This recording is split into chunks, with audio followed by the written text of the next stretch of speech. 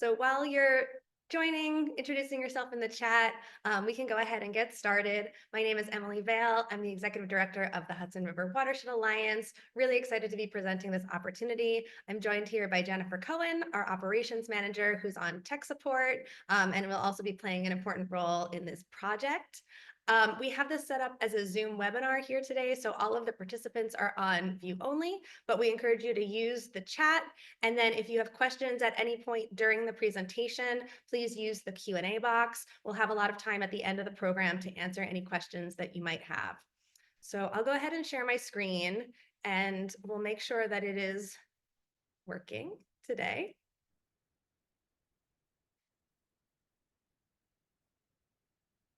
And making sure that looks good. We're good. We're working here. Got a high side from Jen. Okay, perfect. Great.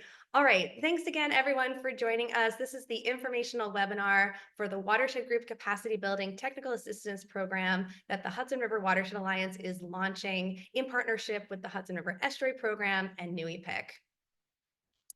Today's presentation will go over some of the project background. Why are we talking about Watershed Group Capacity Building in the first place? I'll walk through the technical assistance opportunity details along with the application process, and then we'll have lots of time for Q&A. So if you have any questions during the presentation, again, use that Q&A box and we'll take those questions at the end of the presentation. We've got a lot of Watershed Group members and leaders in the room with us today, so you all know why we're working on watersheds. But just as a recap, watersheds are the land area where water flows to a specific water body. They're defined by topography, and they are the geographic unit best suited to understanding conditions and managing our waters. Watersheds are a really important system structure that helps connect upstream and downstream communities. They integrate a lot of different systems, and we know that what happens on the land has a direct impact on what happens in our waters. The Hudson River Watershed is 13,400 square miles. It extends from the Adirondacks all the way down to New York City, and we can break up the largest iteration of the Hudson River Watershed into the Upper Hudson Watershed, the Mohawk River Watershed, and the Hudson River Estuary Watershed. Each tributary on this map has its own unique set of conditions, and each tributary is connected to the larger watershed ecosystem. So what happens in these smaller watersheds has an impact on what happens in these larger watersheds as well. The Hudson River Watershed Alliance is a regional nonprofit that works to unite and empower communities to protect our shared waters. We do this by supporting watershed groups, helping municipalities work together across boundaries, and communicating as a collective voice. A watershed group is defined as a collective of people that are working together locally to protect a specific watershed. Watershed groups can take a variety of forms. We know there are ad hoc community groups out there, watershed groups that are a 501c3 nonprofit, intermunicipal councils. There's groups that work with a fiscal sponsor or have leadership by an agency or a nonprofit partner. And regardless of the form, watershed work is complex and collaboration is key. So we know that regardless of the type of watershed, we have collaborations across different stakeholder groups, across municipalities, across different regional boundaries that move this work forward. Watershed groups convene stakeholders, coordinate projects, educate residents, promote stewardship, monitor water quality, partner in research, create and implement watershed plans, and so much more. Just a broad overview of the type of roles that these groups play. And they focus on diverse issues: water quality, flooding, stream habitat, drinking water protection, climate resilience, education, and more. From 2019 to 2021, the Hudson River Watershed Alliance conducted an in-depth watershed needs assessment with support from a Hudson River Estuary Program grant. We held one-on-one interviews and focus groups with 56 local and regional partners, and the goal of this work was to better understand the strengths and needs of watershed groups. We took that information that we learned and we created 3 different products. We have the Watershed Needs Assessment Report, which is a summary of what we heard across all of the different groups and partners. We have an appendix, which is a really in-depth reference with many pages, how many hundreds of pages of direct quotations that were transcribed from the interviews, all anonymous, but that you have a clearer sense of what some of the specific needs, strengths, challenges that these groups are facing. And the other product that we developed was the Work on Watersheds report, which highlights the diversity of success stories that groups have accomplished all across the region. And all of those are on our website. We'll be doing a link roundup in an email follow-up after the presentation. In terms of watershed group strengths, watershed groups are filled with passionate, knowledgeable, and committed people. They have really diverse accomplishments. They build relationships across municipal boundaries and share their unique knowledge. They engage communities in meaningful ways. And they utilize significant scientific expertise and resources, really putting science into practice. What we heard across the board over and over in different terminology was that watershed groups need capacity. And we define capacity in this project as the ability of an organization to get work done, be effective, or fulfill their mission. And there's a variety of different ways to build capacity. So this can be a little bit of a jargony term. It can have different meanings in different contexts. But some of the things that we're talking about when we talk about capacity building is opportunities to refine group structures and define roles to work more efficiently.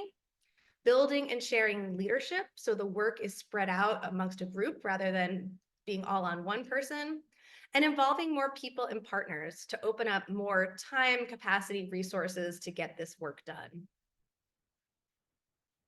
More recently, in September 2024, we published a journal article summarizing our findings from the Watershed Needs Assessment in the Journal of Environmental Management. So shout out to Michael Finewood from Pace University and our co-authors on this paper, The Importance of Capacity Building in Watershed Groups, Lessons from the Hudson River Watershed, USA. And I'm going to read a segment from the abstract, and I don't usually like to have this many words on a slide, but I thought this really summed up the crux of this work really well. So at the watershed scale, environmental organizations and groups are critical for effective watershed governance, often helping with collaboration as well as providing municipalities with additional support and resources. Despite the vital role environmental organizations and groups can play, they continue to face challenges. We found that while watershed groups are generally in need of technical resources, participation, and funding, our research suggests that capacity, such as internal structure, strategic planning, and leadership, is most important for successful and sustainable groups. Therefore, we argue that support for capacity is more likely to help sustain groups and their long-term beneficial impact.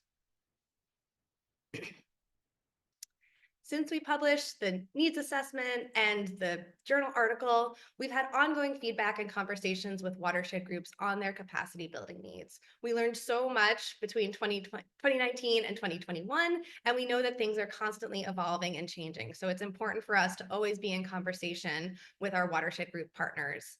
We held a watershed roundtable in May 2024 with River Network, which is a national level nonprofit that works to build strong organizations and leaders with watershed groups all over the country.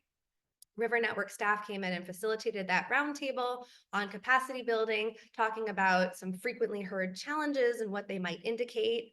And they also developed an organizational assessment survey in summer 2024 that many of our watershed groups completed, which gave us some really helpful sort of diagnostic information on the types of projects for capacity building that might be most helpful in helping you move forward.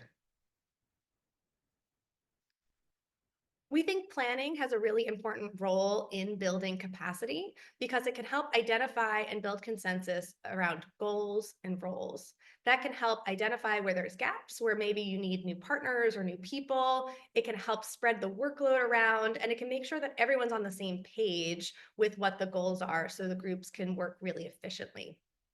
And we can think about planning as happening at two different scales and in these two different contexts. So the first is more traditional watershed planning, which is an external process. And this opportunity is really focused on watershed group planning as an internal process.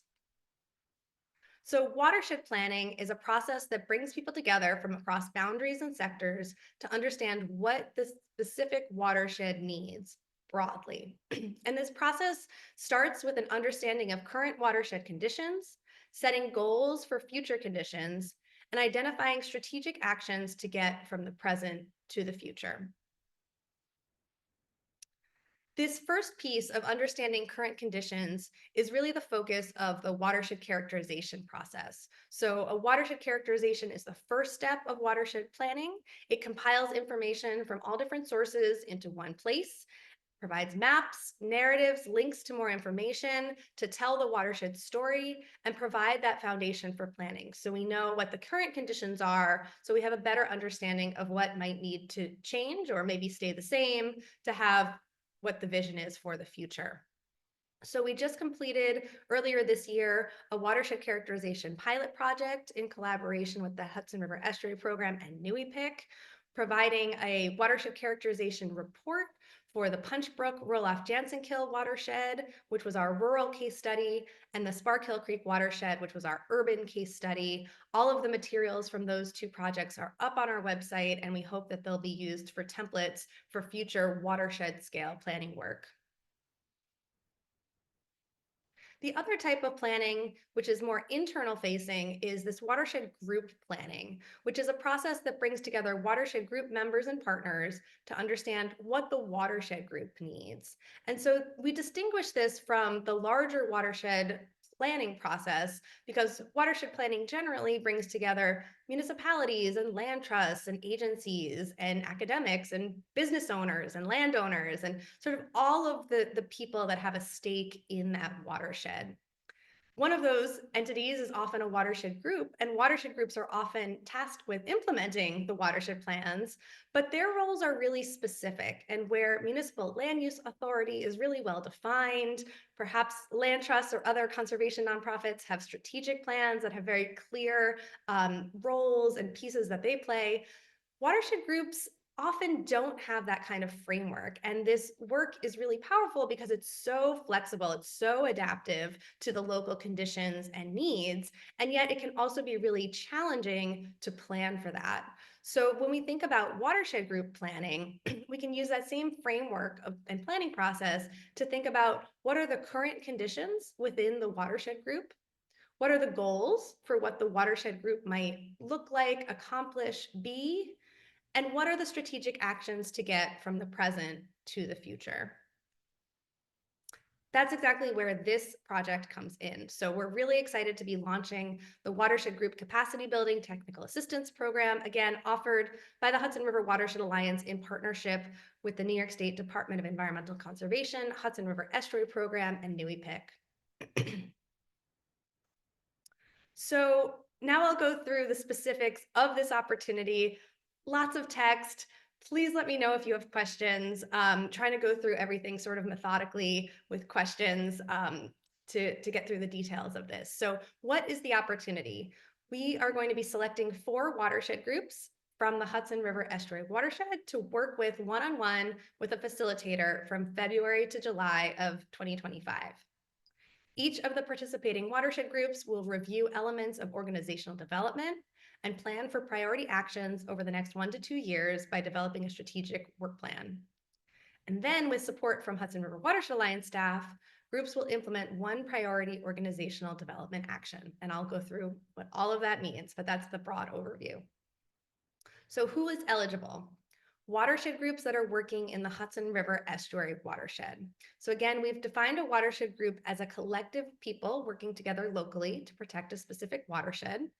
Groups can be in any form: ad hoc community group, nonprofit, intermunicipal council, working with a fiscal sponsor, led by an agency or other partner. They must have a team of 5 to 6 people identified to participate in the process. And we're prioritizing groups that have met regularly in the last year, but that's not an eligibility component. So if your group is restarting or didn't meet last year for whatever reason, and you're interested in this, please do apply. We are providing more points for groups that have met regularly in the past year, but that doesn't preclude you from participating. And this is a map of the Hudson River Estuary Watershed, and groups that are eligible are working within that green area. We are using an application for technical assistance model. So groups will be receiving direct technical assistance from a facilitator and our staff. And this is set up sort of like the Drinking Water Source Protection Program, or DWSP2, that many of you are probably familiar with, where we're not granting funds to the watershed group. So there isn't actually an exchange of money here. So it's not really a grant, and you don't need a fiscal sponsor. That's a question that we've gotten. And our goal here is to reduce the administrative burden on groups by providing these services directly. We heard from you all that this would be really useful and that you have limited capacity. And so rather than having you apply for this, submit invoices, we're going to handle all of that administrative work for you while you get the benefit of this.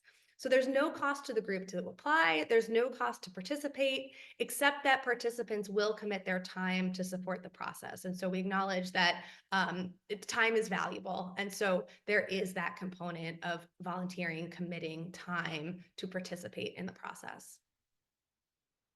So what is the process? So between February and July, 4 groups will work one-on-one with a facilitator. We'll have a team of people from the group participating in the process, and this can include group leaders, members, volunteers, partners. If you have 5 to 6 people on a leadership team or a board, you might want all of those people to participate. If you have a different structure, you might want to engage, maybe there's a partner that's active in water quality monitoring, or a volunteer that regularly helps with cleanups. So to think broadly about who's active in the watershed group, it doesn't need to be a formal leader or a formal member. Each person that participates on this team should plan to spend a total of at least 6 to 8 hours in meetings and 3 to 5 hours to work outside of meetings between February and July. And this would be separate from and in addition to participating in the regular watershed group meetings. So we expect that those, whether you meet monthly or quarterly, we expect that your watershed groups will continue to meet and do all of your normal business and activities, and that this team would liaise back with the group. So you're still getting feedback, you're still providing updates to the group, but we wouldn't be using your group structure to do this planning process. It would be a separate time to do that. So the process then is to start by reviewing the organizational development checklist, which was developed specifically for Hudson River watershed groups by River Network based on the needs assessment, the roundtable, and the organizational assessment. Then the team will develop a 1 to 2 year strategic work plan to document priority actions to support both programmatic and capacity building goals of the watershed group. And with support from our staff, implement 1 priority capacity building action. So sort of 3 steps here. What is a strategic work plan? This is a document of priority actions to take over the next 1 to 2 years to support both programmatic and capacity building goals. So a good example of this is part 4 of the Hudson River Watershed Alliance Science-Based Action Plan, where it's really small, but hopefully you can see they've got goals here, public access and engagement, and some specific tasks that they're going to take to accomplish that goal. There's capacity building. We love to see it. Here are the specific tasks to help build some of that capacity. So the product is this document that we hope will be really easy for groups to refer to and use over the next 2 years. The process includes articulating goals, considering strategies, and building consensus on the next set of actions. And some of the anticipated outcomes from this process that we're hoping are cohesion, so that the group really feels like they're working together, a clear sense of direction, and efficacy and efficiency, so that the wheels of the group can turn really smoothly, so that with the limited resources and time that we all have, we can get a lot of work done. The strategic work plan is not a full strategic plan. It has a more narrow scope and timeline, and it's focusing on short-term next steps. So where a full strategic plan may have mission, vision, values, it may have really in-depth discussion of some of these actions over the next 2 to 5 years. Our strategic plan has scenario planning built into it. This is really short-term next steps over the next 1 to 2 years. So that's the first part. And then the second part is implementing a priority capacity building action. What does that mean? This is a project that will be selected by the watershed group as you work through the facilitation process. So some factors to consider in this are what short-term steps can best achieve watershed group goals, time and capacity of our staff to implement it, and the time and the capacity of the watershed group to implement it. Because if you have more time to work with us on some of these pieces, the potential projects might look a little bit different. So these types of projects may include improving financial systems, growing grant capacity, developing external communication systems, organizational structure or defining roles, outreach event support. We're defining this really broadly because we know that every group is so unique that the thing that you need we might not have thought of yet, and that it might be very different from what the other three groups are. So some examples of the types of projects that we might undertake with you, including developing financial policies and procedures, creating a budget or a financial tracking system for receiving and spending, preparing the required paperwork to be eligible for state grants, document organizational or leadership structures, like those kinds of pieces. I'm sure you have questions about it. I see the thing lighting up, so we'll get to it. Regardless of the type of project, time on this will include identifying the priority type of project, so which of these kinds of things might be most important for the group, then scoping out the specific details of the project. We'll implement the project, and then we'll also provide training for watershed group members and a manual or protocol for ongoing use, maintenance, and reference. So there's no use in developing a system that we can't use. So we want to make sure that whoever's charged with implementing, updating, managing has the information they need, that the group has everything documented so it can live on if that role transfers to a different person. We'll also want to debrief with you to understand how it went and how we might implement lessons learned in future work. Who will my group be working with? So we're going to be working with two facilitators. That's Karen Strong from Strong Outcomes and Julia Solomon from Shadbush Consulting. We selected these two consultants because they have a lot of relevant local and regional experience working with conservation organizations and watershed groups on strategy and all kinds of other pieces of organizational development. They have strengths in facilitation, visioning, planning, community engagement, and clear communications. You'll also be working with Hudson River Watershed Alliance staff. So that includes Jennifer Cohen, our operations manager, and myself as the executive director. And Jen and I both bring extensive capacity building experience. Jen has worked with groups large and small on all kinds of organizational development, financial management projects. And I've been working with watershed groups and really working to build the capacity of the Hudson River Watershed Alliance. And we're really excited to work directly with you all to build your organizations as well.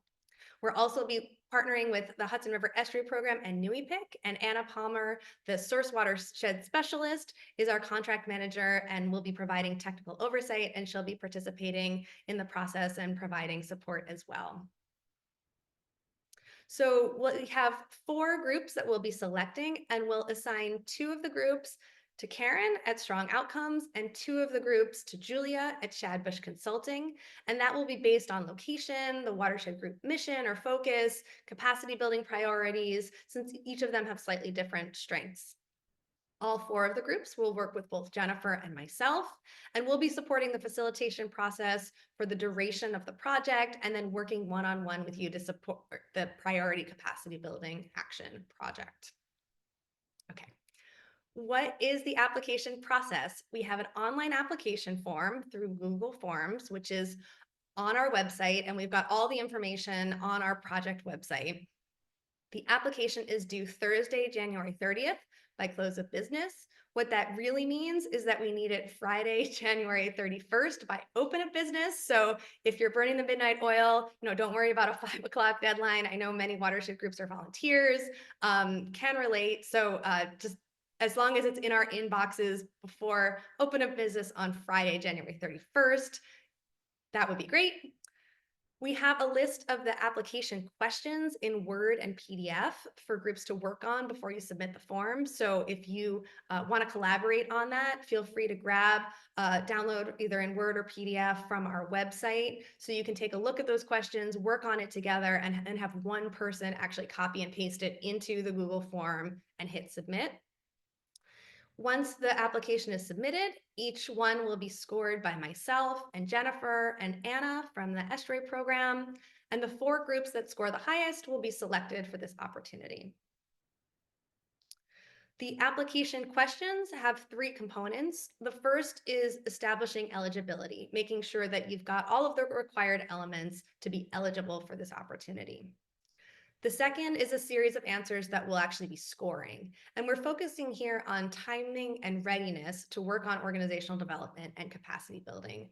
We want to make sure your group is well positioned to take advantage of this opportunity, that you've got goals in place, that you're in a good position to really take this work to the next level, whatever that looks like for you. And then we have a series at the end of additional questions for context. So this will give us a better understanding of your current structure, current goals, when your meetings are, do you like to meet virtually or in person, to give us a better sense of how the group is currently operating as we get underway. So in terms of timeline, Thursday, January 30th, close of business is the application deadline. We'll review and score the applications. By early February, we'll notify groups whether or not you were selected. So we're trying to keep everything quite streamlined so we have a quick turnaround so we can get started as soon as possible. Our project will kick off in mid to late February, and then between March and July, we'll have that one-on-one facilitation to develop the strategic work plan and implement the priority capacity building action. So as soon as that action is clearly defined, we can start to work on it. So that could happen as early as April. That might be happening in June or July when the process gets a little bit further along. What if this project isn't a good fit? What if my watershed group isn't eligible, or we apply and the group is not selected? If it's not a good fit, we really want your feedback. And we've heard from a couple of groups who have already reached out and said, this doesn't work for me. And that's really, really helpful information. So our mission at the Hudson River Watershed Alliance is to support watershed groups. So the more feedback you give us helps us either provide you with programs and resources that are what you need, or connect you with other folks, entities that might be able to provide that support if we can't do it directly. This is a pilot project, and with enough interest, we hope to replicate it in the future, and always striving to make improvements and learn as we go. So if you're not selected, there may be a future round, or we may be able to find other funding to implement this kind of project with you. And we also have a new set of resources coming in 2025. So in partnership with River Network, we're going to be releasing a series of self-guided materials with peer learning opportunities focused on organizational development. And this will be available for all watershed groups in the Hudson River watershed. So if you don't have enough people to populate your team, but you've got a couple folks that want to work through this together and connect with watershed groups, this will be a really great opportunity. So this will be funded by a Hudson River Estuary Program grant. Our goal for this project is to support stronger, more sustainable watershed groups to help focus your limited time and resources on achieving local goals for healthy watersheds. Research, both ours and research more broadly, clearly shows that watershed groups play critical roles on supporting healthy watersheds, and they need capacity support.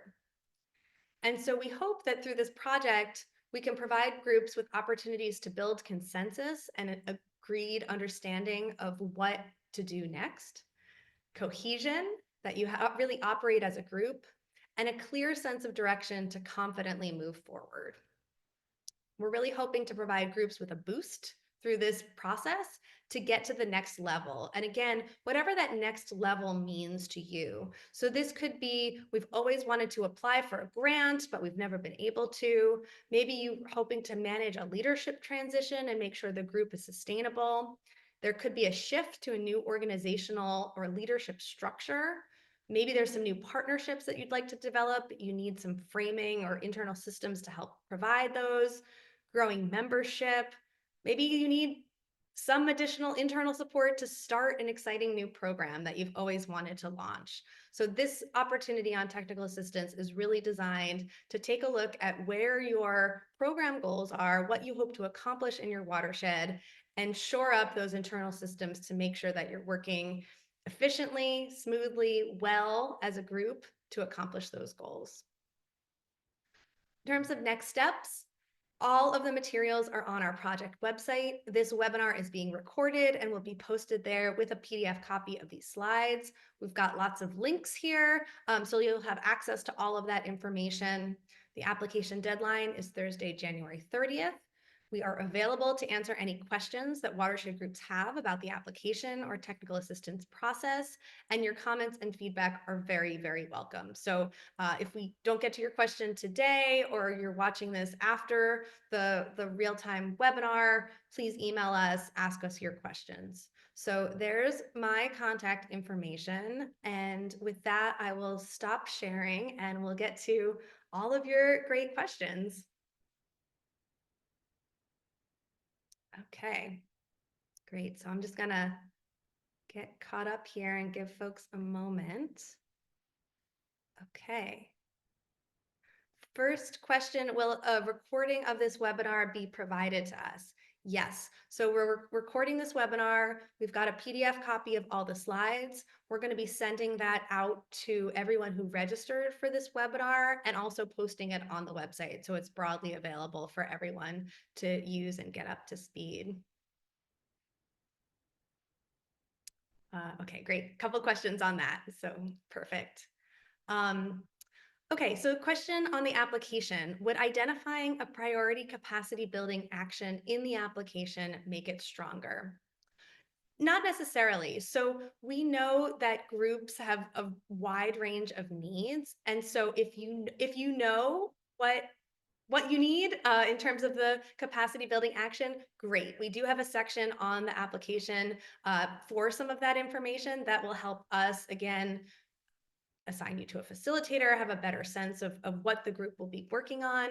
But if you don't have that identified yet, that's not a negative on this process. So we want you to be able to identify some of your challenges, but sometimes we need to go through that facilitation process to understand what solutions are going to be most impactful. So I think in the application, a strong application clearly articulates some of the challenges, and it can articulate as well the solutions. But if you're not sure exactly what solution is best suited for you, that's okay. That's exactly what this facilitation process is designed to help articulate.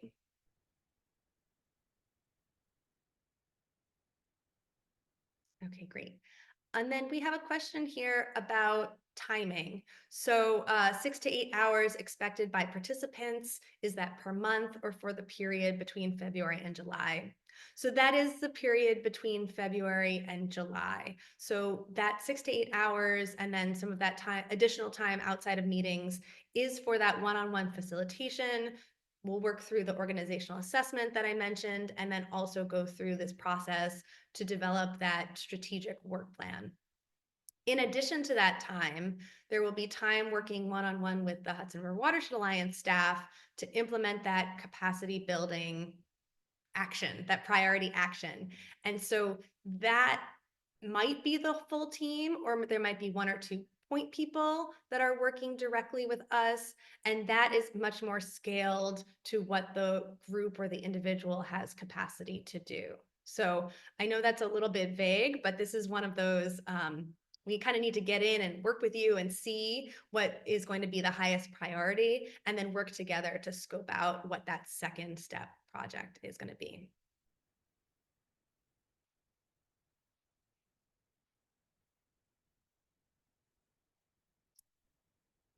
That's all of the questions that I see, unless there's any in the chat. Oh, great. Okay, perfect. How will you approach a group with a DWSP2 where priorities are identified? Great question. And I think this is a good question for not only DWSP2, which has a focus on drinking water source protection, but also other types of watershed scale plans. Something that I've seen in working with watershed groups is that while a plan may have clear projects, it may not always be clear who actually implements those projects, and if so, what the groups might need to implement the project. So just as an example, when we were working on the Wallkill River Science-Based Action Plan, we took all of the existing plans, so the Wallkill River Management Plan, information from the Future of the Wallkill Summit, SWOT analysis, there was a lot of information, and we took all of that, put it in one place and said, okay, for any of these things to happen, what does the watershed group need? What kind of systems do we need in place? And so just as an example, one of the actions was a TMDL was needed for the Wallkill River. And while the watershed group wasn't going to be implementing the TMDL, that's what DEC does, or creating the TMDL, the watershed group has a role in checking in with DEC staff that are doing the TMDL, providing relevant information, making sure they have a chance to review. So really starting to articulate what the watershed group needs to know and do to move that action forward. So I think having a plan in place is a great strength. And where this project comes into play is saying, not only what the watershed needs, but what the group needs then to implement the actions and priorities that are implemented. So that was an anonymous person. If that didn't answer your question, please submit a follow-up and let me know, but hopefully that's helpful. Okay. And a note too from Julia Solomon from Shadbush Consulting, who is on the Zoom, that this question of this DWSP2 or other planning process also highlights that watershed external planning and the watershed group internal planning. And so that's exactly right. Thank you for helping me phrase that, Julia. Okay, and a question, apologies for the acronyms, that a TMDL is a total maximum daily load. So it's a type of clean water plan that looks at water quality at a watershed scale. So just another type of watershed scale plan.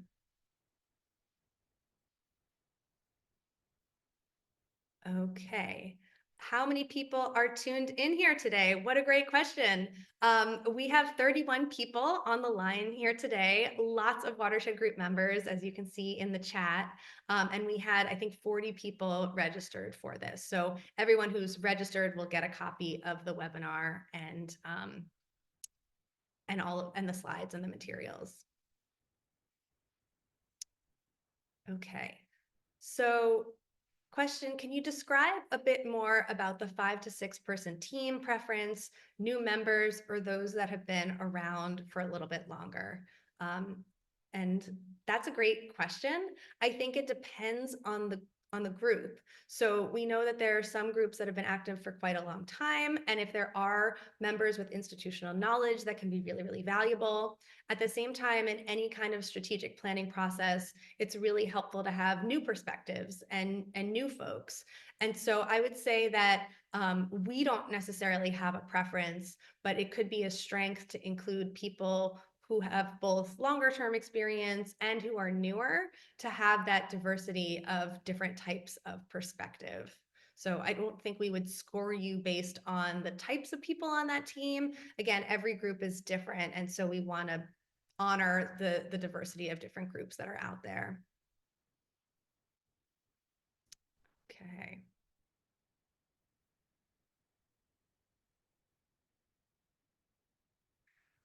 So a question here about the watershed group definition. And this is, watershed groups can be challenging to define. We get questions all the time of what do you mean by a watershed group?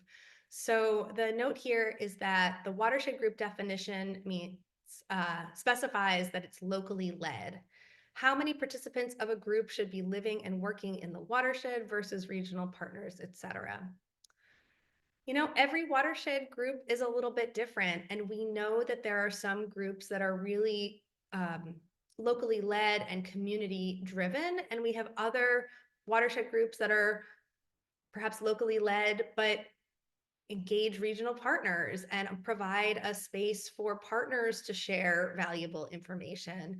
And so I don't think that we have a specific need of which of those balances is the right one, but it really comes down to what your watershed group goals are and what your watershed is best suited for. So we're really not prescriptive on what the right approach is to watershed work. I think that, again, and I mentioned this at the beginning of the talk, this is one of the strengths of watershed work is that we can self-identify, self-govern, we can figure out the structures that are best suited to our goals. But that's also a real challenge because it's not necessarily cookie cutter. And while we have some templates for different types of organizational structures or methods, it's really up to each group to figure out what the right scale system structure is for your local goals.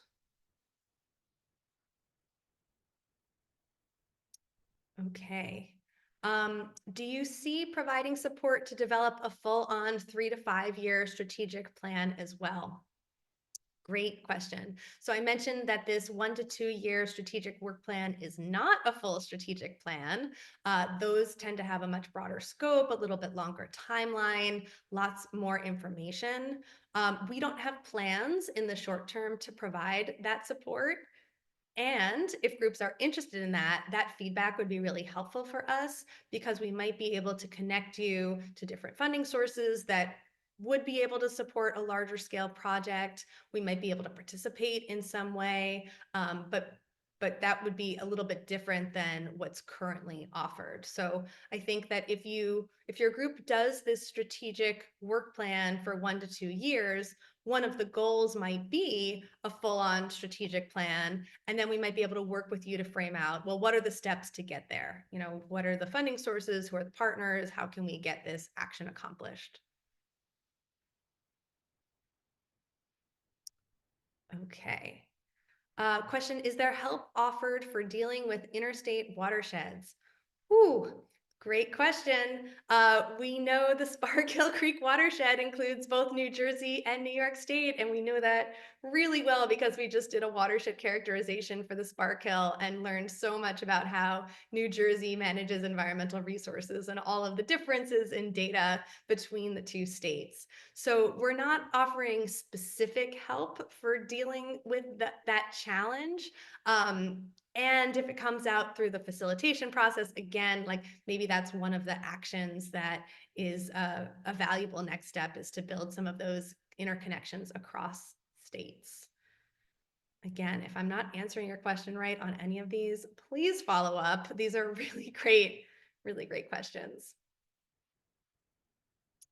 Okay, how many organizations are estimated to be eligible for this grant? Another great question. So when we count up the number of watershed groups in the Hudson River watershed, we land at around 15. There are new watershed groups that we may not have accounted for. There are groups that may be less active. There are groups that may be reforming. So I think we're relying on you all to tell us what the status of your group is, what your interest is. And so we don't have a specific number, but it's around 15, I would say. And we can only select 4. So again, if we have more interest in this project than we have spaces available, great. We don't want to waste anyone's time. We don't want this to be an exercise of we did all this work to apply and we weren't selected and that's the end of the road. If there are groups that are interested in this kind of opportunity that are not selected, again, we have that whole suite of new resources coming from River Network with some self-guided materials that can help you get started in the short term.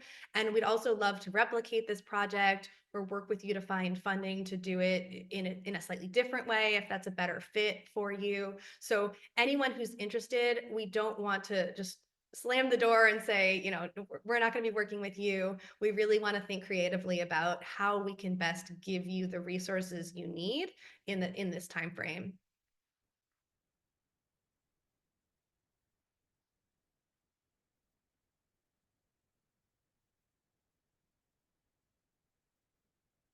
Any other questions?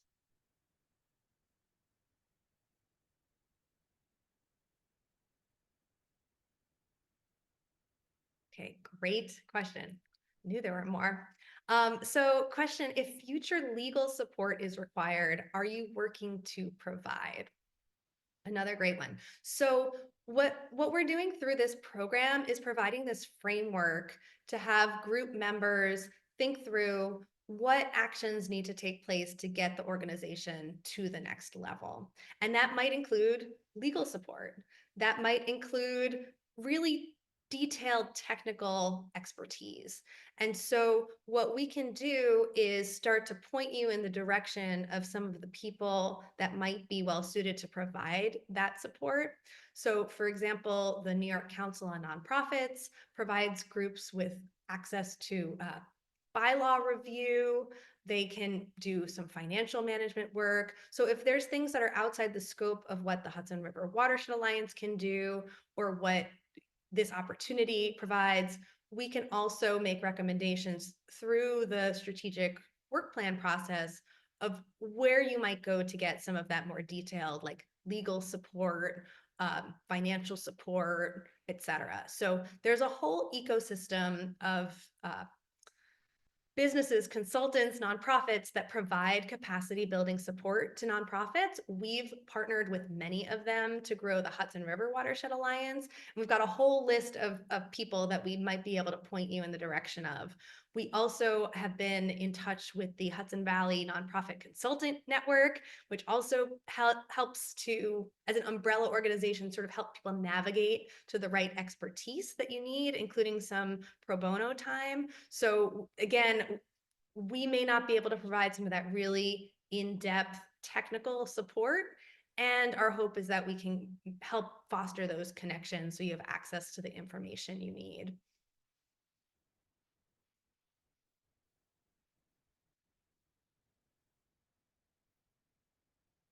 Okay.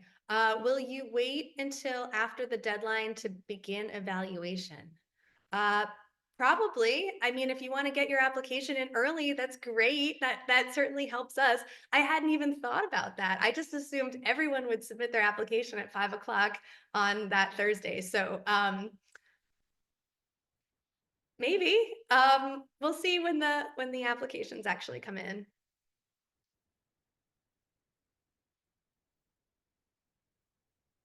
Okay. These questions are so great. Thank you so much for all of your participation and attention and work on this. Um, could this be applied to support the spinoff of an internal program from a not-for-profit to be its own entity? Great question. Yes, I think it could. So if you have a watershed group that is supported by a nonprofit, but wants to spin off and wants to become its own entity, then again, the form of the watershed group doesn't matter at this stage. So we would maybe define that as a group that has a fiscal sponsor or a nonprofit partner. And so then through this process, we would start to evaluate, okay, if it's its own entity, what does that mean? Is it a nonprofit? Is it an intermunicipal council? Is it an ad hoc community group that needs some structure? And then what kinds of actions would best support that? So it certainly could be applied to that sort of spin-off of a group from an existing nonprofit. Okay. Okay, question again, apologies on the acronyms. New York Council on Nonprofits, that's NICON. They are a statewide nonprofit that provides support to especially small nonprofits all over New York State, and they have great resources and staff that provide support. Okay. Will there be GIS mapping resources during this process? We don't expect that there would be. So the GIS and mapping was a really central component of the watershed characterization and watershed planning. Again, that external watershed planning process really relies on information like geographic information systems and mapping. This process is really focused more on that internal process. So we don't expect that GIS mapping would be a component of it. And if GIS mapping is a need, then that might be one of the actions in the strategic work plan, and we can help you think through ways to access resources or priorities of types of maps.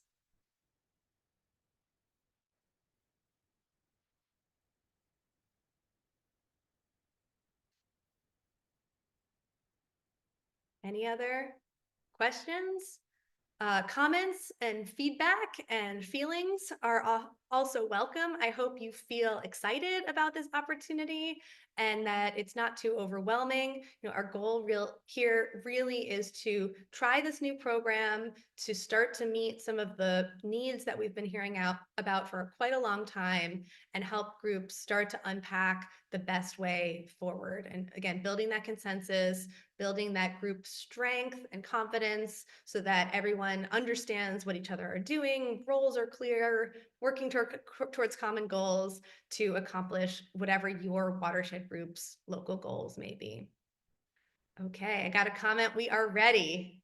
That's the spirit. That's what we love to see. We are ready too. We are so excited about this project.